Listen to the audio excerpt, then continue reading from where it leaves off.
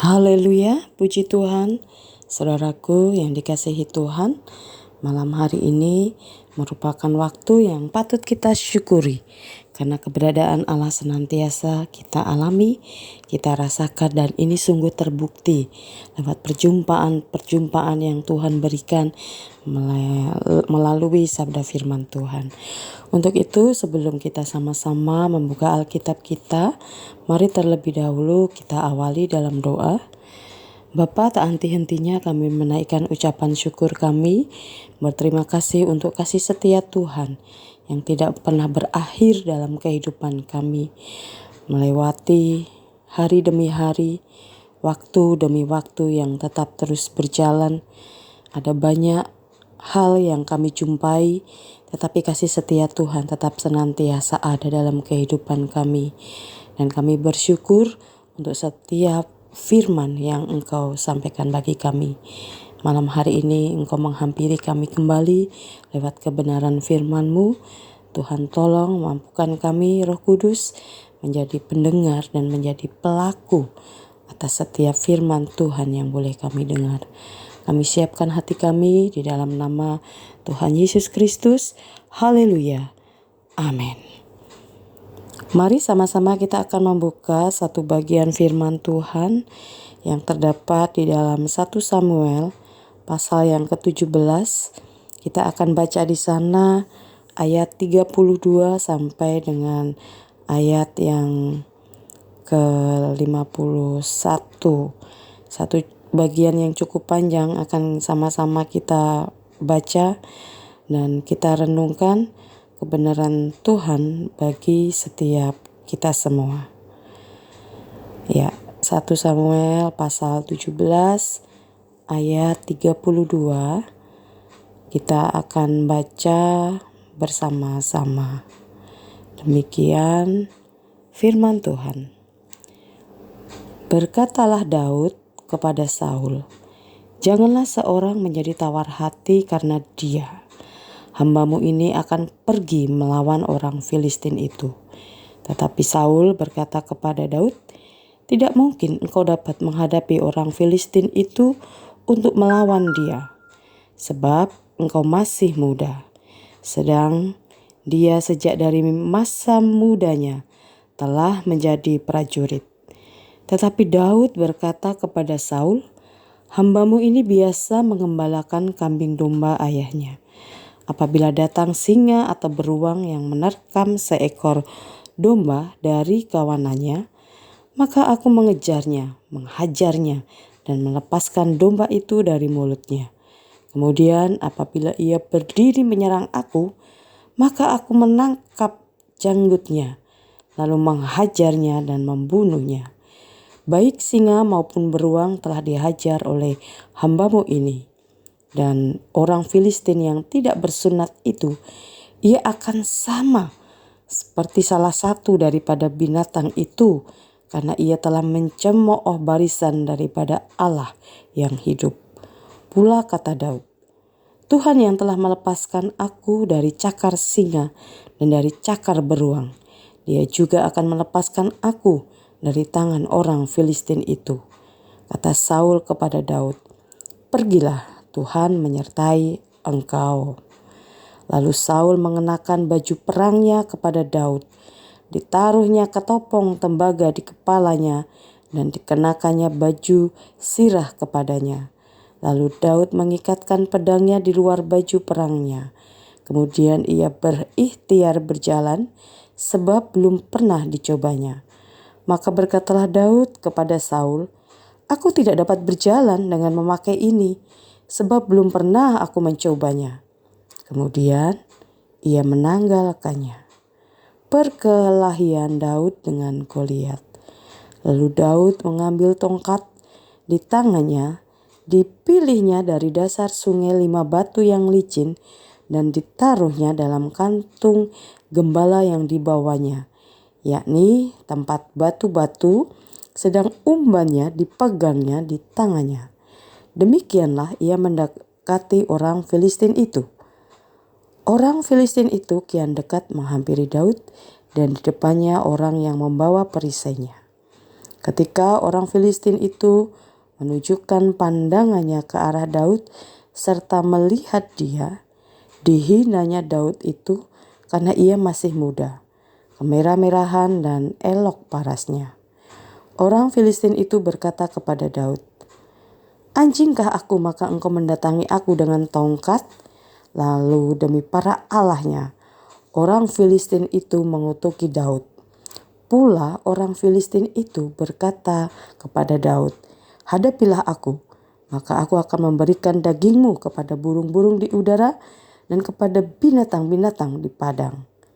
Tetapi Daud berkata kepada orang Filistin itu, "Engkau mendatangi aku dengan pedang dan tombak dan lembing, tetapi aku mendatangi engkau dengan nama Tuhan semesta alam, Allah segala barisan Israel yang kau tantang itu.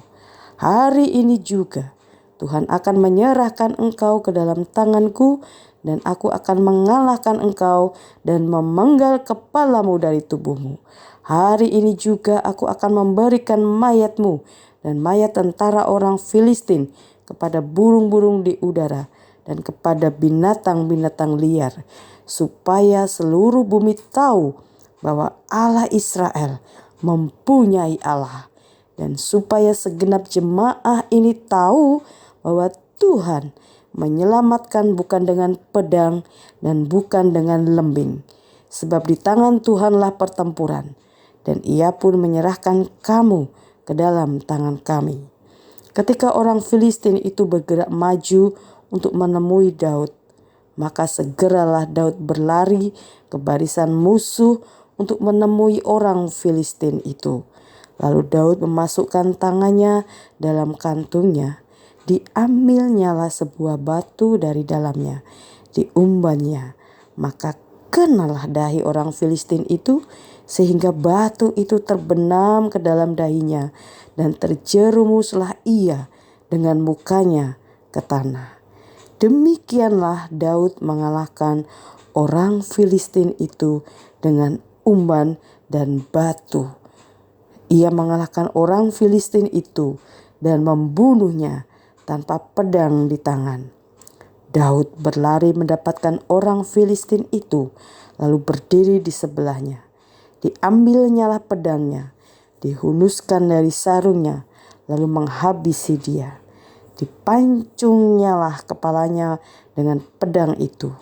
Ketika orang-orang Filistin melihat bahwa pahlawan mereka telah mati, maka larilah mereka. Demikian pembacaan renungan kita pada malam hari ini.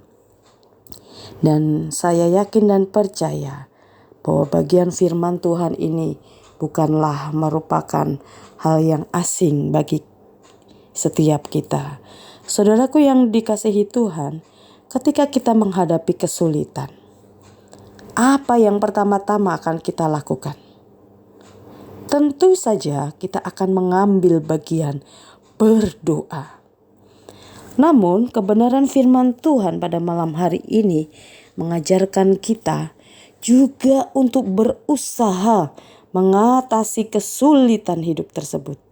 Kita dituntut untuk kreatif dalam memecahkan masalah yang ada. Daud menanggapi tantangan Goliat.